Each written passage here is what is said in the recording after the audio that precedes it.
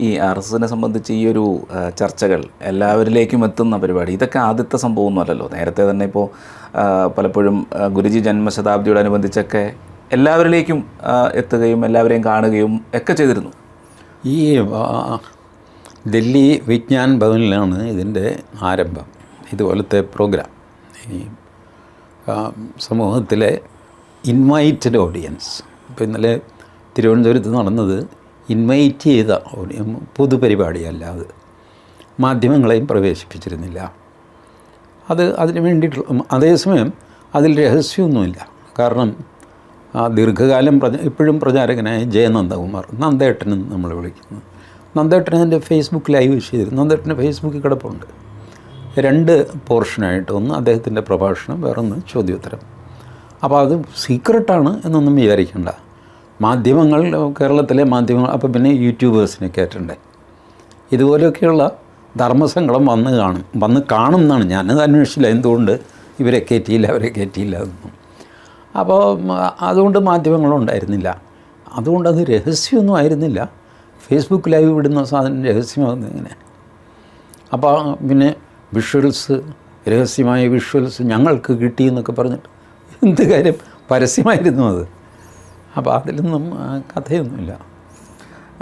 ഇപ്പോൾ നേരത്തെ തന്നെ VS അച്യുതാനന്ദൻ ഉൾപ്പെടെയുള്ളവർ പരിപാടികളിൽ പങ്കെടുത്തിട്ടുണ്ട് നേരത്തെയൊക്കെ. അതായത് ഇതൊരു പൊതുപരിപാടി എന്നുള്ള നിലയിൽ എന്തിന് VD സതീശൻ വരെ പരിപാടികളിൽ പങ്കെടുത്തിട്ടുണ്ട്. അപ്പോൾ അതുമായി ബന്ധപ്പെട്ട് നോക്കുമ്പോൾ ഇപ്പോഴൊരു പുതിയ, അതായത് ഇതെന്തോ തൊട്ടുകൂടാത്ത സംഘടനയാണ് എന്നുള്ള ലെവലിലേക്ക് മാറ്റാൻ അതിൽ ആ താരതമ്യത്തിൽ ചെറിയൊരു പെശകുണ്ട്. ഇപ്പോൾ VD സതീശൻ, അച്യുതാനന്ദൻ ഇവരൊക്കെ പങ്കെടുത്തു എന്ന് പറയുന്നത് അവർ വേദിയിൽ ഇരുന്ന് പങ്കെടുക്കുകയായിരുന്നു. അതെ, അത് പ്യുവർ RSSൻ്റെ പ്രോഗ്രാമല്ല, വിചാരകേന്ദ്രത്തിൻ്റെ പ്രോഗ്രാം, ബുക്ക് റിലീസ്, ഇത്. അപ്പോൾ അതിൽ വേദിയിൽ അവരിയ്ക്കുന്നു, അവർ സംസാരിക്കുന്നു, പോകുന്നു. ഇത് അങ്ങനെയല്ല, ഇവർ ലിസണേഴ്സാണ്. ഇപ്പോൾ ഈ പറഞ്ഞ വൈസ് ചാൻസലർ ആരായാലും മോഹൻജി ഭാഗവത്തിൻ്റെ പ്രഭാഷണം കേൾക്കാനായിട്ട് ഇരിക്കുന്നവരാണ്. ഇത് തമ്മിലൊരു വ്യത്യാസമുണ്ടല്ലോ. അത് അവരുടെ ഒരു പോയിൻ്റ് നമുക്ക് വകവെച്ച് കൊടുക്കാൻ വേണമെങ്കിൽ.